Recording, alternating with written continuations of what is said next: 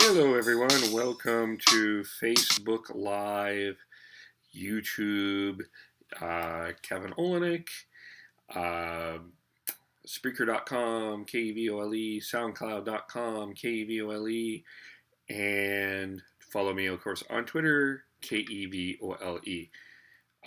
Thanks for, hope you're having a great weekend, and happy Monday to you. We have imagine that all of you, or many of you, have been employed at a job.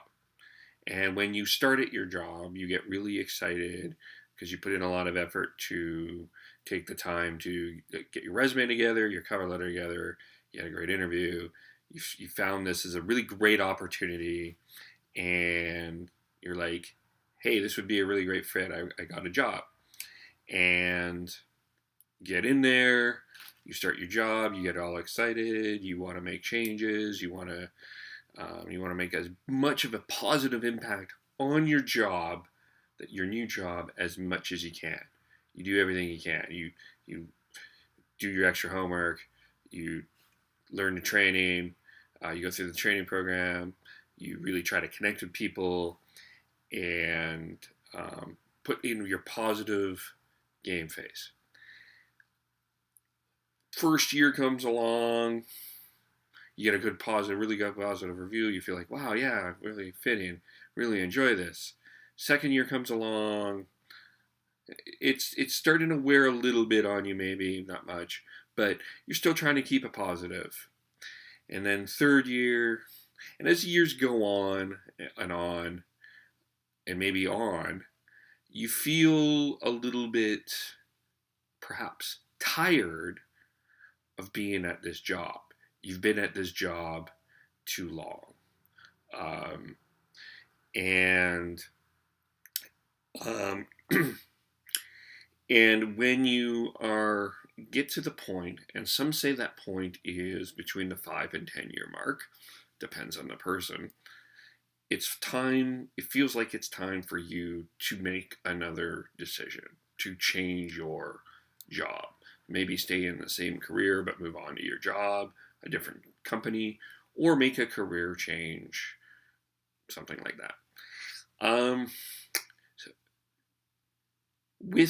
So what about this idea? So let's bring this now into federal, provincial, and municipal government. New government comes in. Let's pick a new example. Rachel Notley in the NDP, for the Premier of the NDP, Justin Trudeau for the Liberals, the Prime Minister of the country, even John Horgan, the new government here in the NDP.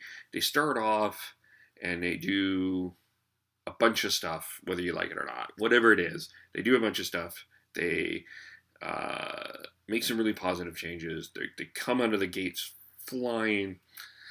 And eventually what will happen with, as long as they remain, is they will possibly, if they keep being elected, is they'll start to feel tired and worn out, and nothing will change, and it'll be the same thing over and over again, and it'll cause a sense of entitlement, and there'll be nothing fresh. They just will be like what happened here in BC with the Liberals. A lot of people say is it felt like they were really trying to more win the campaign and win an election than actually govern the province.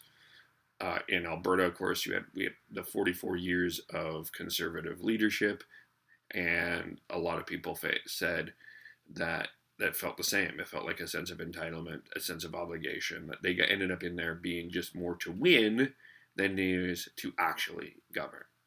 So Cory Morgan wrote this blog post about Drew Farrell, and I'm not saying that I am agreeing or disagreeing with necessarily everything on there, but he brought up the idea of a term limit, and this is especially interesting because the municipal election, of course, going on in Calgary. The municipal mayor race here in Vancouver is starting to heat up, even though it's next year. Is there a time? Do we need to have a term limit for federal, provincial, and municipal governments? Will that, so whatever it is, if it's 2 terms, As one person already mentioned in the Facebook comments, they do 2 terms and then they have to run again, or take 1 term off or run again, or they keep, or something else, whatever that structure looks like. What do you think about that idea? Do you think that that would work? Do you think that would give us fresh perspective? Or do you think that having that people can, if they want to keep running, like someone like Drew Farrell, who's been a councillor in Calgary for years, should just be allowed to run. And if she wins, she wins. That's the democratic process. If the PCs keep winning and they keep running and they keep winning, that's the democratic process. And that's how it goes. If the voting public wants the same government in, that's what we want. So deal with it. I mean, if you look at the States, some people would say that they really miss a certain 2-term president because of a new president now. And we wouldn't have Donald Trump, some say, if President Obama was still allowed to be president. So, what do you think about that? Do you think that there should be term limits for federal, provincial, and municipal governments? Comment on Facebook here live. There'll be a poll on Twitter, twitter.com, KEVOLE. And thanks. We will talk to you, and I look forward to hearing your comments, and we'll talk to you all soon.